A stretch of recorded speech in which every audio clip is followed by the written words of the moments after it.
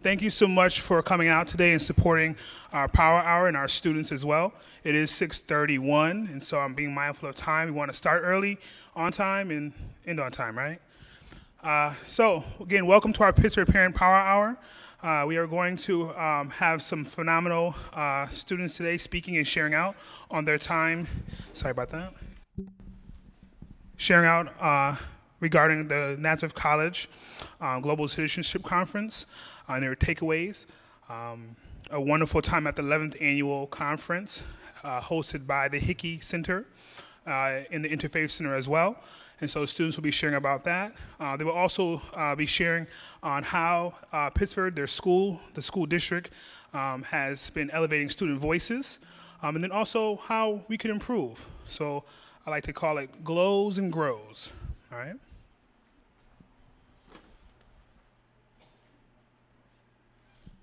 So what is the Global Citizenship Conference? This year was the 11th annual conference in which students, again, were able to meet with Rochester Mayor Malik Evans, as well as Dr. Mohammed Sharif, in which they spoke about and shared about various topics on religion, both Judaism, Christianity, as well as Islam, and the Abrahamic religions as well. Students will be able to understand the differences, but also how those religions converge. And then be able to establish tolerance and how they're able to then expand on that tolerance to acceptance as well. All right.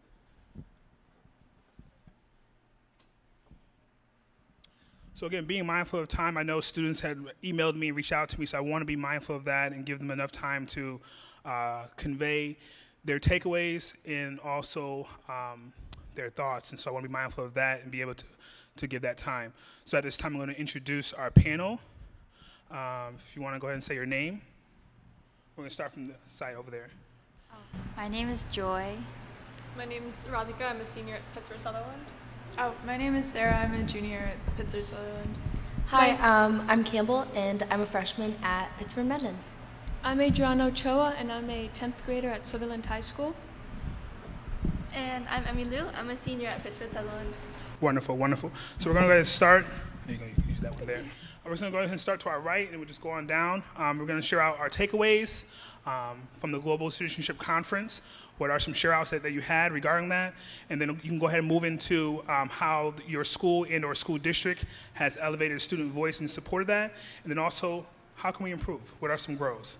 So the floor is yours. I'll start on that side. So I was fortunate enough to go to the Global Citizenship Conference held at Nazareth. And I think it was a great opportunity for students to just learn different perspectives on religion and race. And in one of my seminars, we were able to listen to experience of people who actually lived or experienced the time when Malcolm X and Martin Luther King Jr. were advocating and protesting for racism to stop. Through this conference, I became a bit more open-minded, and I had more of a strong and firm education and knowledge on different religions. One way I feel like our school advocates student voice is through just teachers in general hearing us out and having faculty and staffs who are so supportive, and especially our counselors who are always there for us when needed, as well as on the announcements or just through posters on the school. Sometimes we share about racism, or we share about history. Like during Black History Month, we shared history on African Americans who were very significant in the American history. And I think just through these little events, we're able to share a voice and to share knowledge throughout the school. So I also had the opportunity to go to the conference, and the Global Citizenship meeting was very warming. It opened many doors for like inquisition and wondering.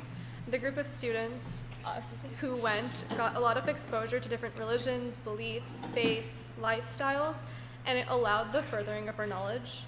Living in a society that's mainly built and a collection of different minority groups and ethnicities and cultures, it was really eye-opening and gave us a way to look into others' lives.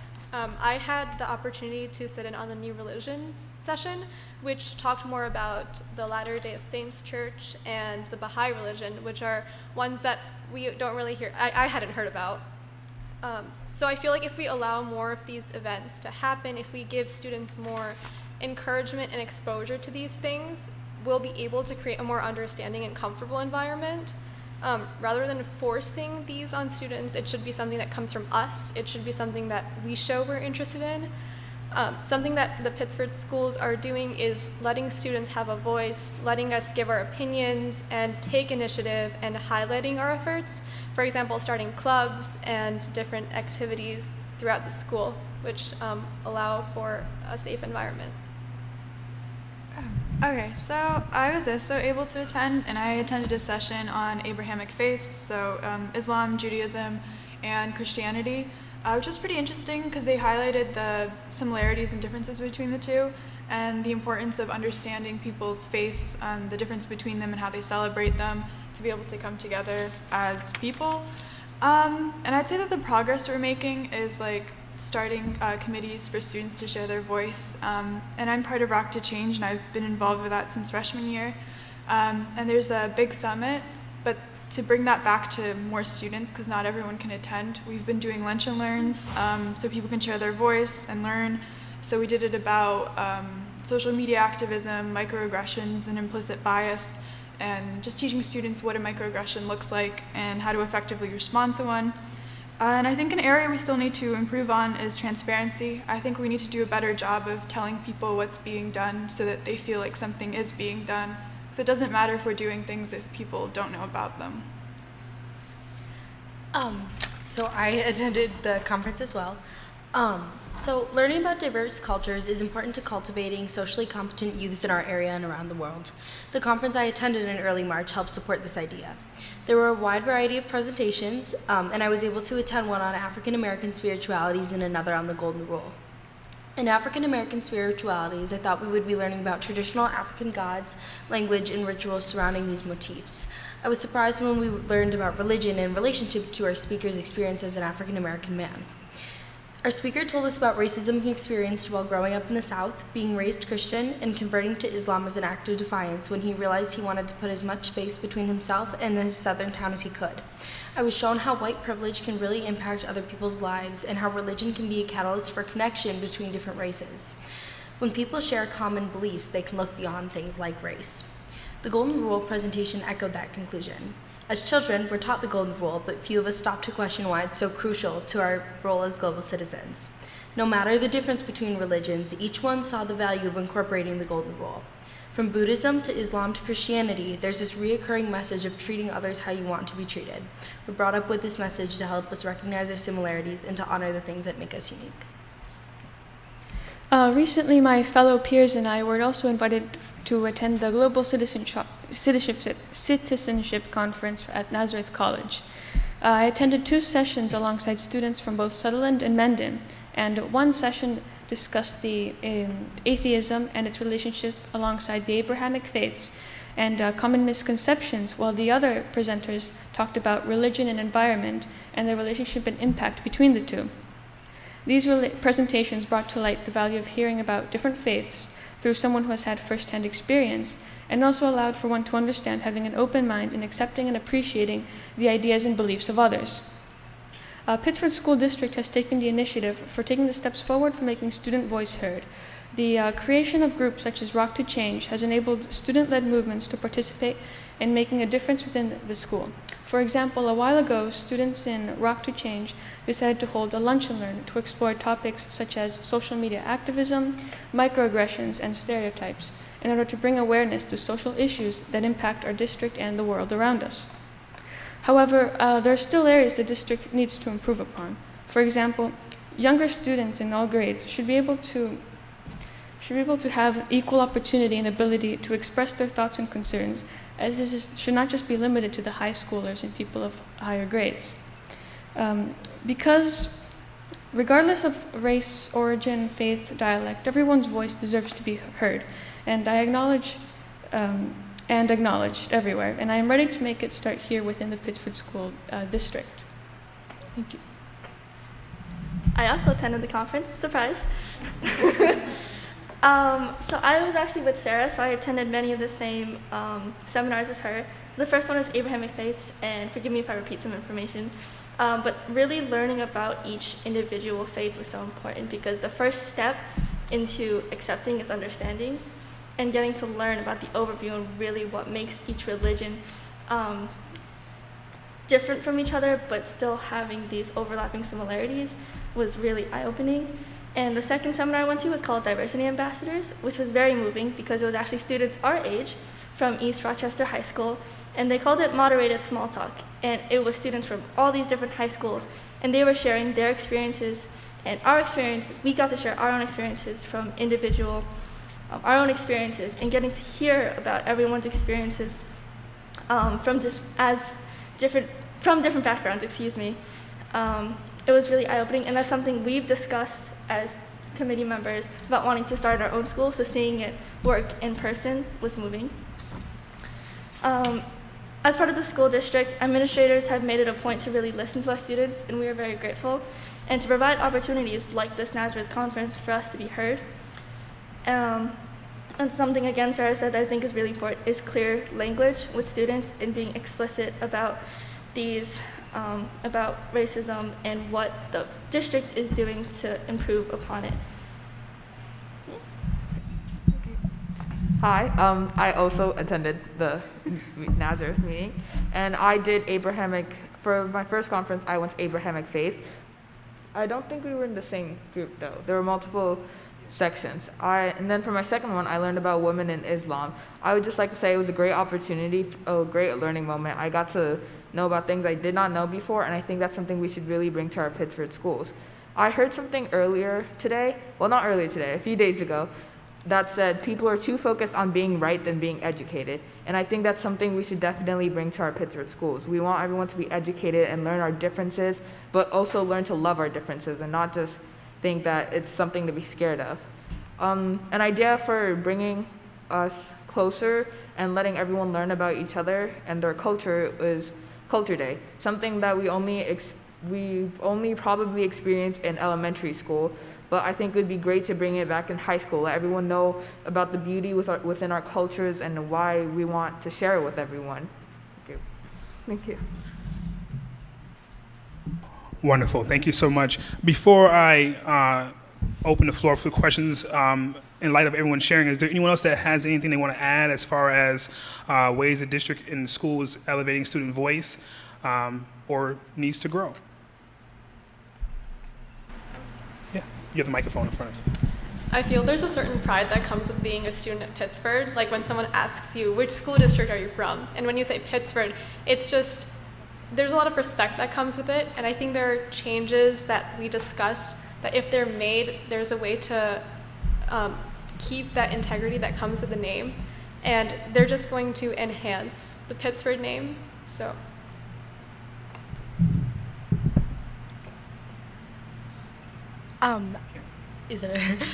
So I also had some positives and some things that we can definitely build on within our district. So as well as sending students to the conference, our district has many other ways of showing students how to think in an inclusive fashion. For example, we have clubs to amplify student voice, like Student Council, Sources of Strength, the Superintendent's Advisory Council, and the Principal's Advisory Council. There are posters throughout the school sharing kind words of encouragement or asking students to speak up when the need be. However, we still have a ways to go. To start, making students aware of issues isn't enough. We need to build in time during classes for structured learning or debate on current issues around the world and within our buildings. It helps prevent miscommunications between students and staff, and this gives students a real-world perspective. We tend to think of many of these issues in the past, while in reality, they still occur every day. Furthermore, when it comes to any acts of discrimination, consequences should be related to whatever the student has done. Putting them in in-school suspension or writing referrals isn't as effective as having an open conversation.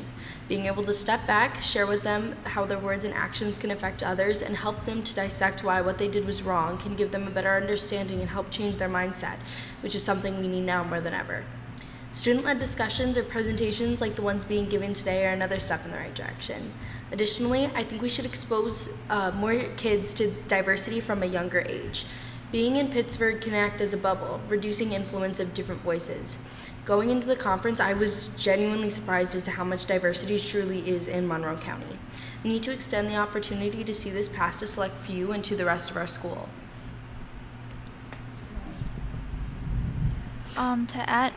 To add on to that, I think our school does do a lot to amplify student voice and to just spread awareness about discrimination.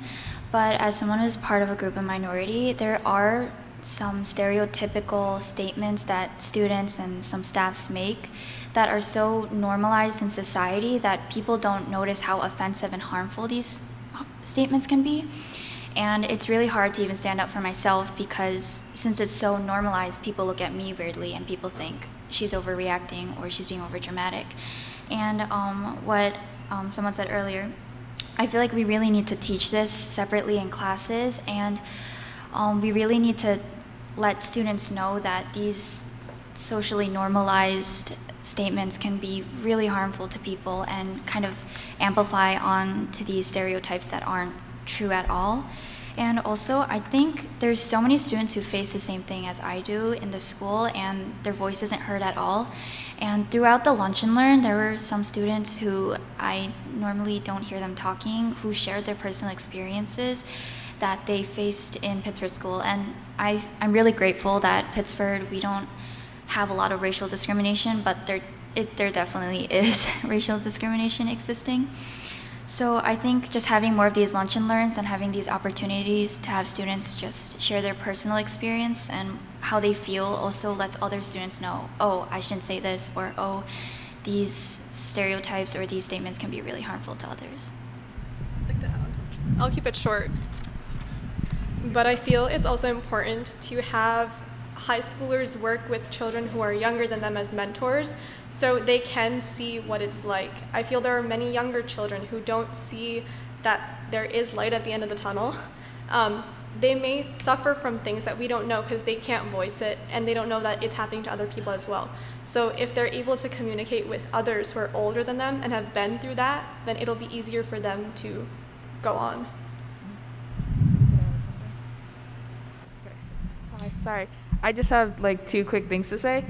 For one, I would like to say we need to teach Pittsford Central students that it is not enough to not be like racist or homophobic or sexist. It is not enough to just not be that and just stand by. You have to be an ally. You have to call people out when you can clearly see wrong actions are being done towards someone. And then for a second thing is, I really appreciate this group because the thing is, kids do not like to listen. So yeah, kids don't like to listen, especially to people that are around their same age. It's good for us to be able to talk to you guys about it because we know what's happening. We want to spread our information, our views on what's happening, but students won't see us in a higher power. They won't take us seriously because we're just kids, like we say. But we really appreciate that you guys are listening because as adults, you guys have more power and they're going to listen to you, whether they want to or not. Thank you. Does anyone else have anything else to add? This time is yours. We just appreciate you for listening to us because this is an opportunity that's very rare. I actually had a final portion, not really related to the conference, but related to something that you had said, talking about kids with younger kids with struggles.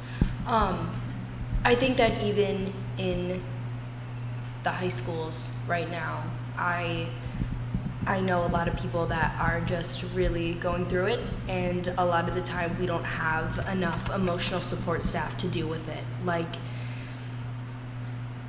I cannot express enough how many times as a kid it's a really helpless feeling because you can't be there. You're not in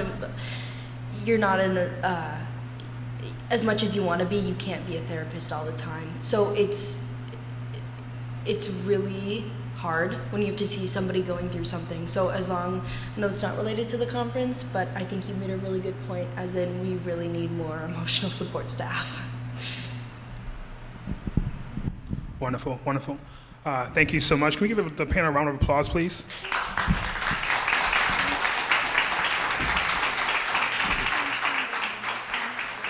I mean, as expected, right? As expected, I'm not trying to mitigate their potential or anything, but I think they did a wonderful job in being very articulate and expressing their share-outs, as well as their viewpoints on our goals, but also our grows. Really articulating that. I think they did a wonderful job. So right now, I want to open the floor up to questions or comments or feedback.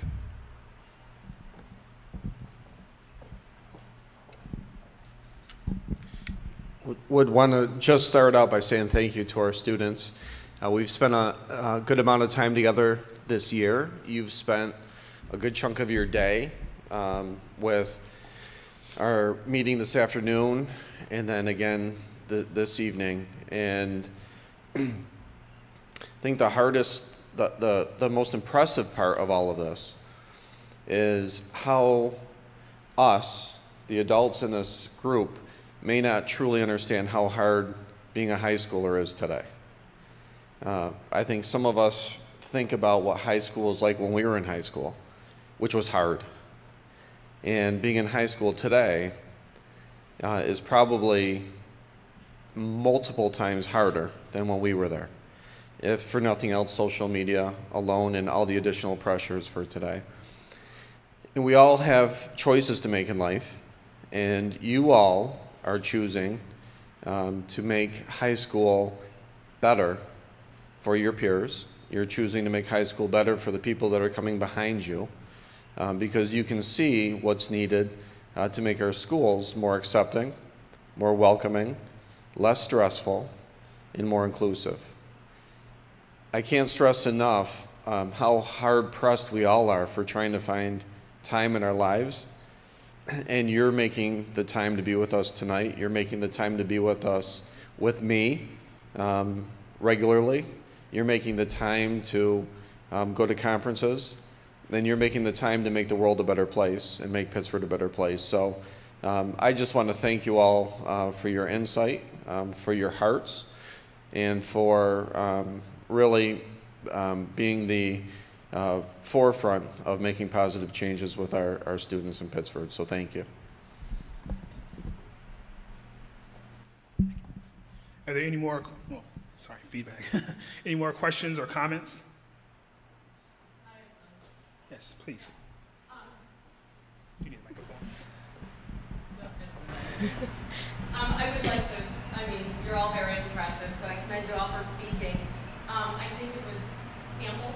Yes. Who mentioned about suspension that you think, I think it was you, who said that you think that, when students do something wrong, in addition, regarding suspension, or it should be about having open communication and educating students. So I really think it would be very important if the school district was about using the restorative practices and all of the resources that this school district has, including hiring Mr. French, using those resources to help the entire student, the whole student. So if they are being suspended, or if there is some sort of punishment, they are included in these groups that are all here and are all in place in Pittsburgh. There is open communication so that those kids can feel included, and that it's about educating them and helping them to move forward. So, not just punishment and let's isolate these kids and keep them separate. How do we include them? How do we help them moving forward? Because we should be worried about the whole person and how they can move forward. So I appreciate these groups. I think it's very important. I think what you're all doing is very important. And I think that's a key element, looking at the entire student, that person matters, and how do we help that person move forward? It's not about punishment, isolation, keeping them separate, but how do we embrace them and how do we help them to go forward, especially if they're a child who maybe had trauma and has had things when they were younger. Let's take that into account and help them move forward. So thank you all for that. Sounds like it was really beneficial to you, and I Thank you so much for your comment. Thank you. Thank you. Maybe Vincent, one of the follow-ups could be Veronica or Campbell could just talk about, or Rona, what our theme was today at our meeting. So today we talked about healing as a community. We had women from the Children Institute come and talk to us about how we should serve as kind of the fourth leg, I called it, of the table to support each other. And we don't understand what's happening in each other's lives, but it's important to know that each one of us is going through something, no matter if we express it to someone or not. So it's about being that missing piece and helping heal, understanding that we're all in different places and we're going to take time to get to where we need to be. Another one of the things that we touched on today was how do we heal at school? And that's a whole nother ball game. And there was a quote, and it was something along the lines of, we're all healing, or we're all dealing with different things, but we're healing together. And how do we do that? So I think that it's a very valid and a really good point that we really should encourage kids to not only help each other, but get that help during the school day. And who do we need to ask to get that help from? Sorry to stray off topic, but I would just like to respond to what the wonderful lady over there said. So, have any of you guys ever heard of the Jane Elliott blue-eyed, brown-eyed case? So I think maybe it's a bit harsh, but I think it's a wonderful way for people to learn and experience what the other side sees. So in this case, if you've never heard, Jane Elliott splits people based on their eye color, blue and brown eye. And she treats the brown-eyed people very nicely and treats the blue-eyed people very harshly. She switches it up. And I would recommend all of you guys to watch it. I've watched 3 of her videos. I don't know if there's more of them. They're like 30 to 40 minutes, but they're very worthwhile watching it. In a way to, like you said, make sure they're not isolated and they learn why what they did was wrong. I feel like that's a great thing our school could have. Just start a simulation where they get to experience what the other side is feeling. Any other questions or comments? Yes. Thank you, first of all, for sharing and for thinking so deeply about. Thanks, Vic. Thank you for sharing and thinking so deeply about what you experienced and how you can use that information within your power. And so I think this question is more for the district. Is attending this conference something that's become part of what will happen year after year? Are we set up to invite other students to have this experience as well? And what does that look like going forward so that we can continue to offer experiences like this to more students? Thank you so much. Yeah, so this conference is, again, it's the 11th annual conference. In the past, we have gone. It was mostly done through particular classes that were taught by diversity teachers in the diversity courses. It's ongoing again with COVID. It did kind of put a kibosh on that for a bit. So it's kind of thought out a little bit, and then next year. So this conference was not just relegated to students on the Superintendent Advisory Committee. It did encompass other students from Rock the Change and various other clubs, as well as also classes. So we had students from minority issues attend as well. And again, I think we had a lot of students that attended so far. We had about 22 students. Well, you were there. Yeah, so we had a lot of students attend compared to other schools. Students just kind of jumped up and were very happy to attend. Spots that we did have to fill out, administrators at each school reached out to students and they quickly signed up. It was almost a point where I thought I was gonna have to turn students away, but luckily I was able to bring them through. But again, moving forward, this will be something that we'll be scheduling out and looking forward to attending year by year. Yep. Any other questions or comments? Anything from the panel? Going back on, thank you. Going back on the idea of a student discussion, during the Rock to Change Lunch and Learn, after each of our presentations, there was an opportunity that we had where we were able to talk with the students and hold a discussion about what they had learned and what experiences they could take from the presentations. And what I found very insightful was listening to the different perspectives of each student and all of the experiences they had, because I think that that's a very important way to help and to understand, like everybody has had a different experience, and by understanding and listening to others, I think it can help empower ways to help others and help, how do you say, and help bring a greater understanding within our school, and to help and spread different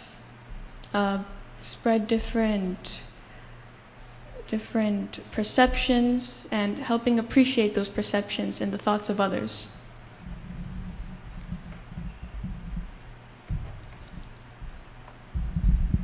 This is a little bit off topic, but I did want to address this. So I'm going to call myself out here. I'm a little bit of an imposter.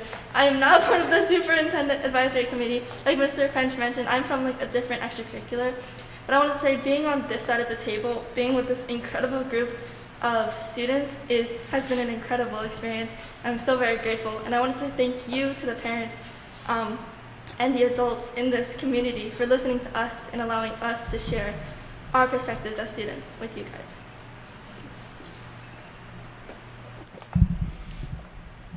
Sorry, I'm talking a lot today, but like Emmy said, just thank you guys a lot, because it's very hard feeling like you're silenced and no one can hear you. But with you guys being here and listening to our struggles and the way we want to fix this, we just feel very appreciated and heard. Thank you very much.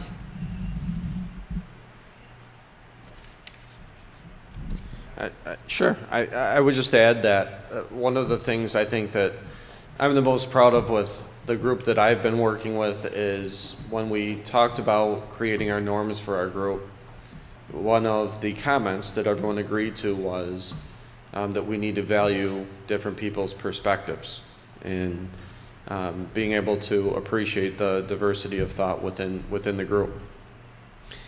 Because that's not happening in a lot of places. Sometimes, and Rona, you said, I appreciate us listening to you because students don't have much of a voice. I would say the opposite. I would say you probably have more voice than we do. And because right now in our society, adults aren't listening to each other. They're truly not listening. They're being defensive and yelling back and forth.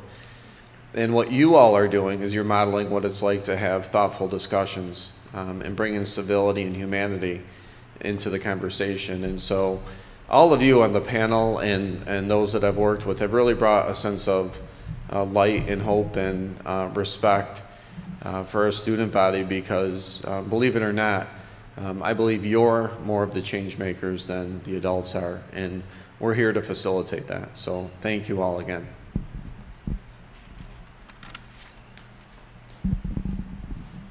Any more questions, comments, concerns? No? Well, if you would, please give a round of applause again to our panelists.